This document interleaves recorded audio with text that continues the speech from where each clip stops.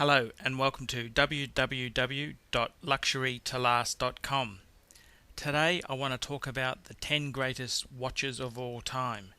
Now this is a list that I've put together after much thought and debate. And these are 10 watches I think are the ultimate watches to have. Now we'll start at the bottom and work our way up to number 1. So in 10th place, I would have to say one of the most iconic watches is the Lange 1. Now this was a watch which is made by the Lange and Son company, and Hitler was a great fan of Lange, and I believe he gave a Lange pocket watch to his personal physician. And it's a very strong German brand.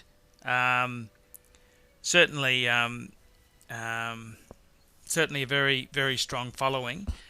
The Lange one itself there is remarkable because after World War II, the Lange factory was actually in the East German side. So it didn't actually get much coverage after the communists came in. And with the fall of the Berlin Wall, Lange reappeared again. It reinvented itself. And Lange itself is a fantastic brand, and the Lange one is just so different to all the Swiss watches on offer there. So it's certainly very, very appealing. In ninth spot, we've got the Royal Oak, which is a Audemars Piguet watch. The Royal Oak was very famous because it was designed by Gerald Genta, released in 1972. And it's the first luxury watch which makes steel a luxury metal to make a watch out of. And the Royal Oak itself comes from the Audemars Piguet family. That's a famous brand, one of the top 3 makers with Patek, Breguet, and Vacheron Constantin. So the Royal Oak is just a absolute classic, and I'm more of a fan of the traditional Royal Oak, not really a big fan of these chronometers that they've released with the rubber straps and all these other modern things there. I think the traditional Royal Oak is a beautiful watch indeed there. Number 7, would have to go to the Cartier Santos. The Cartier Santos, it was released in the late 70s, came out in 1978, and it was when Cartier they actually also followed the Royal Oak by making steel a luxury metal. And the Cartier Santos itself has a history which was it's named after the famous aviator who is said to have been why Cartier invented the wristwatch, the Brazilian aviator. That was Alberto Santo Dumont. And that they basically reinvigorated the watch when they released the Santos in 1978, and it also broke another watchmaking rule where it exposed the screws. Traditional watchmaking always hid the screws, whereas the Santos accented the screws, and it's certainly a revolutionary watch, and I think a great classic. Number 6 in the lineup there is another Cartier. So Cartier's certainly a very, very well regarded brand, and that's the Louis Cartier Tank. This is the 18-karat gold tank, and designed after a World War I Renault tank. Absolute magic watch. There's Jackie O made the Cartier Tank famous. It's just the most beautiful piece, just the design-wise, so ahead of its time. And Cartier has had many incarnations of the tank itself. They've had the Basculent, they've had the Americana, they've had so many different versions, and the tank is still very, very popular. And Cartier also had the musty Cartier range where they released the tank that's with the gold plated case, which was solid silver with gold plating on. If you're going to get one, try and get the solid gold one. It's a much It's a more luxurious metal. Number 5. Now, we're getting very, very close to the top here, and this is one of my all-time favorite sports watches, and it's the Breitling Navitimer. The Breitling Navitimer is revolutionary in the sense that before the big fad was for large watches, Breitling was making large watches, and so it certainly, that you could well and truly say that Breitling had big watches for a long time. Fantastic dials. Again, Breitling's a company which has got a great aviation following. A lot of pilots use these watches, and the Breitling Navitimer is an all-time classic chronograph, and I think you'd have to give the Breitling credit. It's a magnificent piece there. Okay, we're coming down to the final countdown. Number 4 position. Wow, could it be anything else except the Omega Speedmaster Professional? That's right, the Man on the Moon watch. This was a very, very famous watch because it was the watch that went on the moon mission, and the Omega Speedmaster itself there is a chronograph. It's a mechanical watch. It uses either a 3-2-1 movement. That's in the original Speedmaster, which is that's probably the best movement to have in the Speedmaster. And the next movement is an 8-6-1 movement.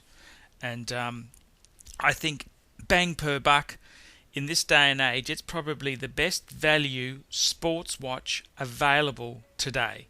There is nothing that compares to it. If you want a watch with history, you want a watch with a famous Swiss brand, an iconic sports piece, and a large watch to boot, the Speedmaster is the one to have. And the price of a used Speedmaster Professional, you're going to pick a good one up for just over the $2,000 mark, which is excellent buying. What else can you buy for $2,000 to $2,500 that is so iconic and also a chronograph? And I think the Omega Speedmaster is a fantastic watch. I've just added one to my collection. That's how strongly I felt about the watch itself. I think it's very undervalued, and Omega is a fantastic brand. Okay, number 3 position. Number 3, it has to go to the Rolex Submariner. The Rolex Submariner is the iconic sports Rolex to have. Most of the Rolexes are oysters. The Rolex does have the Cellini line, but the Datejust, the Day Dates, they're all part of the oyster family. And the ultimate oyster is the Submariner and the Sea Dweller. And the Submariner is probably the most wanted sports watch in the world there. Probably one of the most popular watches there. The Daytona is another one which is very, very sought after, but I think the Submariner just pips the Daytona, and you can certainly see why. Probably the ultimate watch to have for any person who's interested in sports, and very, very simple design, but just wonderfully constructed and built to last. And the vintage Submariners are proving to be very good investments indeed. And you certainly can't go wrong with a Rolex Submariner in your collection. Okay, we're moving up to the top now. What is in second spot? Well, it's the Rolex Datejust. Now, the Rolex Datejust is probably Rolex's number 1 selling watch. The Datejust has been around for a long time, and unfortunately, if it was any other brand that had the Datejust, it would be out there guns blazing.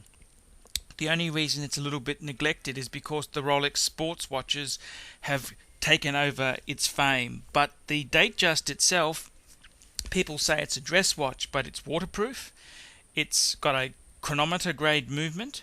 It's certainly very, very sporty, and I think you've got to give the Datejust credit where it's due. One of the most versatile watches known to man. It's a watch you can wear for all occasions, sports, formal, and dress wear, and also casual. It's I think probably the best value for money Rolex on the market today, the Datejust. And because the Submariners and the GMTs have been so strong price-wise, the Rolex Datejusts actually represent very good buying on the second-hand market. So Rolex Datejust is number 2. Okay, so what is the number one? The number one watch in the world, the ultimate winner of the 10 greatest watches of all time. Wow. Could it be anyone else except the Patek Philippe Calatrava? The Patek Philippe Calatrava, it's a name which is the Rolls-Royce of watches. The Calatrava is a classic dress watch. It's just absolutely superb, handcrafted, handmade, and just a fantastic watch, which to many people is the holy grail of watches. Sure, Patek Philippe is famous for its complications, but when it comes down to a simple, beautiful, gorgeous piece just to wear proudly, nothing but the Calatrava scores as high. And I think anyone who has a Calatrava or who has had a Calatrava will comment what a wonderfully made watch it is. And I must say, I've had a watchmaker for many years, and I've taken all sorts of Rolex sports watches to him, 5513 subs, 5512s, 1680s, all sorts of 1016 Explorers to him. The only thing that really impressed him and knocked his socks off was when I brought in a Patek Calatrava 3919, and he said, wow, that is a well-made watch. And I now have a Patek 5107, I think the ultimate Calatrava, in the ultimate choice of metals, which is white gold. Obviously, platinum may edge that out, but I personally like the white dial better. And I think the Patek Philippe Calatrava, it's a watch to have when you've had many great watches. It's the watch you have not to show off, not to big note yourself. It's the watch you know is the best watch in the world. And therefore, it's the ultimate winner of the 10 greatest watches of all time. I hope you've enjoyed this clip, and please come to my free reference library website, www.luxurytolast.com, and heaps of reviews, heaps of information, all free of charge.